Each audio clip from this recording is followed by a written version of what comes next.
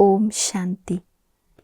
आज हम अक्टूबर मास के पत्र पुष्प का दूसरा क्लास सुनेंगे और बहुत सुंदर धारणा युक्त ये जानकी दादी जी का क्लास है। क्लास का टॉपिक है अपनी बुद्धि समर्पण कर दो तो उसमें दिव्यता आ जाएगी, साधारणता खत्म हो जाएगी।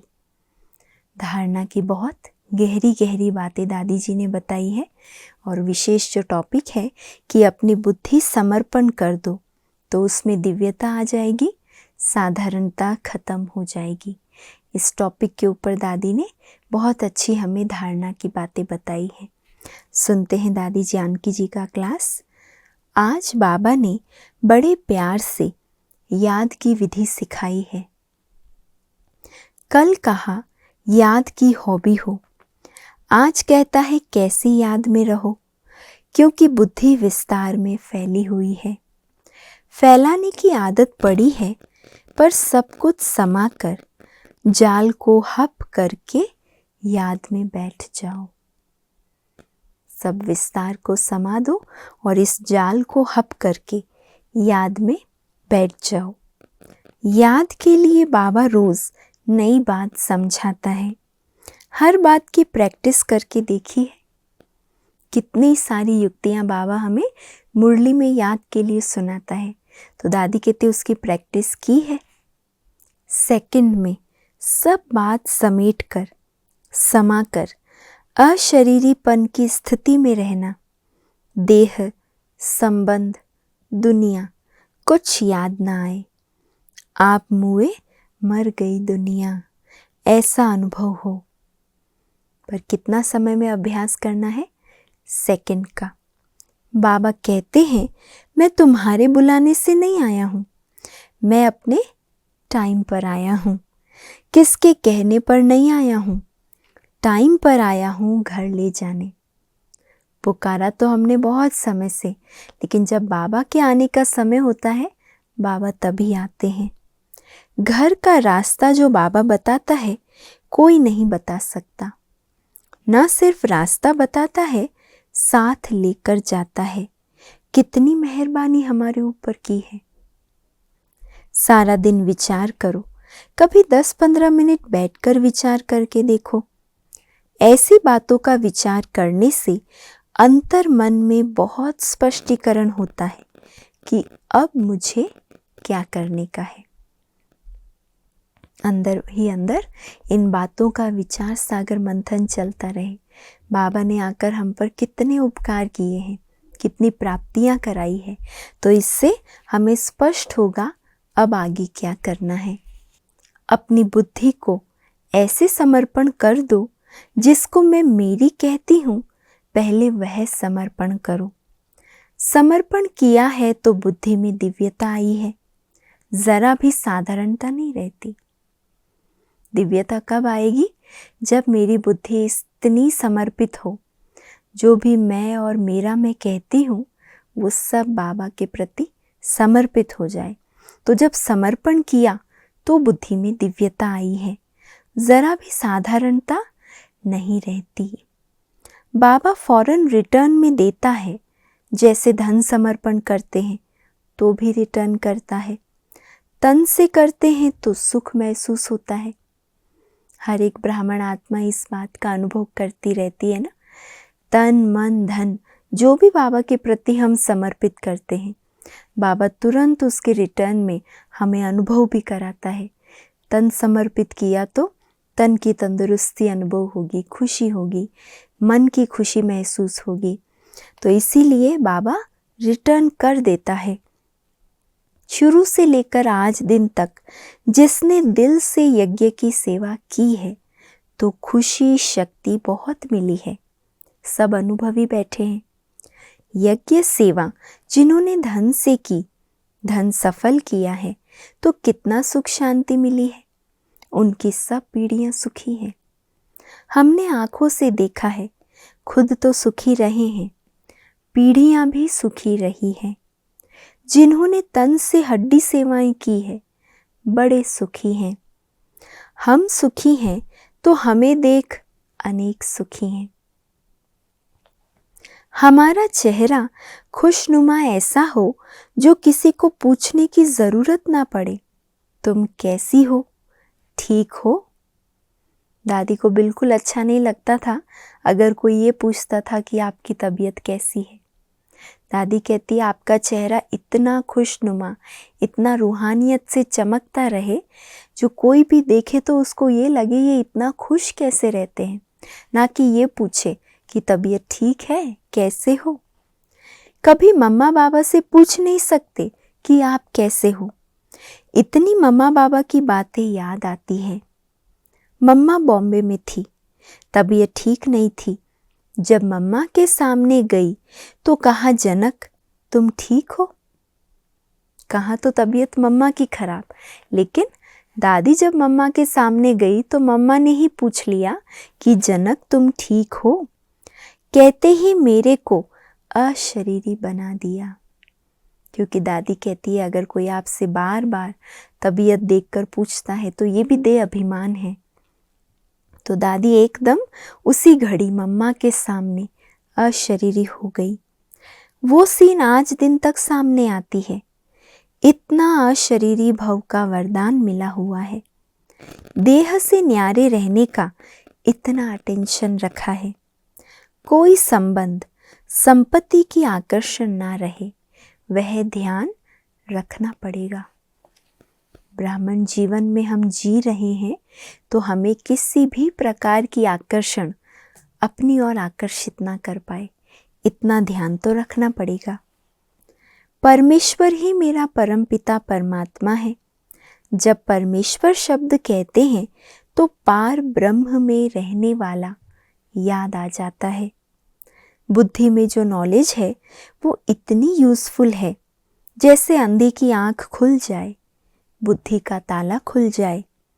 भाग्य विधाता भगवान, हम उसकी गोदी में बैठे हैं। भागीरथ कहते, इतना अंदर से नशा चढ़ता है जैसे मस्तक पर चढ़कर बैठ जाओ।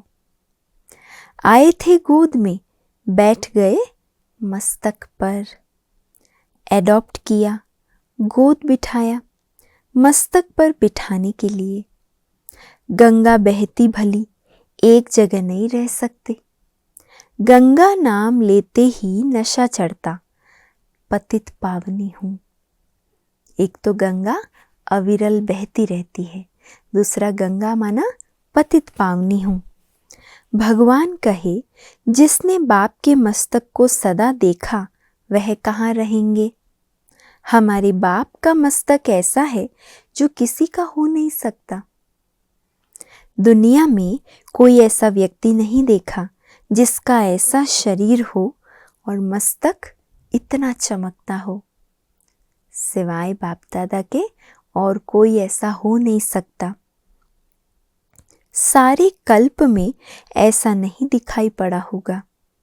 बाबा का 84 जन्म ही शरीर ऐसा अच्छा रहा होगा। विशेष दादी ब्रह्मा बाबा की बात कह रही है कि ब्रह्मा बाबा का शारीरिक स्वरूप भी इतना रूहानी आकर्षण वाला था। तो दादी कहती है पता नहीं बाबा का तो शायद 84 जन्म ही इतना आकर्षक और इतना चमकीला ऐसा स्वरूप रहा होगा। लास्ट जन्म से लगता है पास्ट जन्म कैसा होगा। अगर 84वां जन्म ऐसा है तो उसके पहले के जन्म तो और भी कितने अच्छे होंगे। फर्स्ट श्री कृष्ण का है, लास्ट और फर्स्ट। ब्रह्मा सो विष्णु, विष्णु सो ब्रह्मा। जानते हैं कैसे विष्णु की नाभि से ब्रह्मा निकला। चित्रकारों ने चित्र बनाया, लेकिन हमने आँखों से देखा है। शिव बाबा इसमें बैठा है, आँखों से दिखाई पड़ रहा है, फिर मंथन कर मुरली सुनाने आ रहा है। हमारे मम्मा बाबा कैसे लक्ष्मी नारायण बने वो आँखों से देख रहे हैं। शिव बाबा का अवतरण कैसे हुआ हम लोगों ने देखा। वंडर है, बच्चे थोड़े ही देखते हैं बाप कैसे पैदा हुआ। रचता रचना का ज्ञान बाबा के सिवाय कोई दे नहीं सकता। सृष्टि के आदि मध्य अंत का ज्ञान बाप जाने, बच्चे जाने और न जाने कोई। ये सब बातें अंदर सिमरन करने से याद ऑटोमेटिक अच्छी हो जाती है। कैसे मम्मा बाबा लक्ष्मी नारायण बने, कैसे बाबा प्रवेश कर हमें ज्ञान सुना रहे हैं, कैसे सृष्टि चक्र का सारा ज्ञान हम बच्चों को बाबा ने दिया। तो ये सब बातें अंदर सिमरन करने से बाबा की याद ऑटोमेटिक अच्छी हो जाएगी। कर्मातीत स्थिति किसको कहा जाएगा? वह अभी शरीर में रहते अनुभव करेंगे। ये अनुभव करके शरीर छोड़ेंगे। क्या है आप सबका विचार? दादी पूछ रही है। कर्मातीत अवस्था का इसी जीवन में अनुभव करना है और फिर शरीर छोड़ना है। ये विचार ठीक है? दादी पूछ रही है। मीटिंग तो अच्छी हो जाएगी, सेवाई हुई है, होगी, लाखों तो क्या कईयों को मैसेज मिल गया है, लेकिन बाबा जो कहता है अभी संपन्न बन जाओ। होमवर्क मिला है, संपन्न और संपूर्ण बनो। सेवाओं की सब्जेक्ट में हम बहुत आगे बढ़ रहे हैं, अनेक प्रकार के प्लानिंग्स बना रहे हैं, तैयारी करके आगे बढ़ रहे हैं।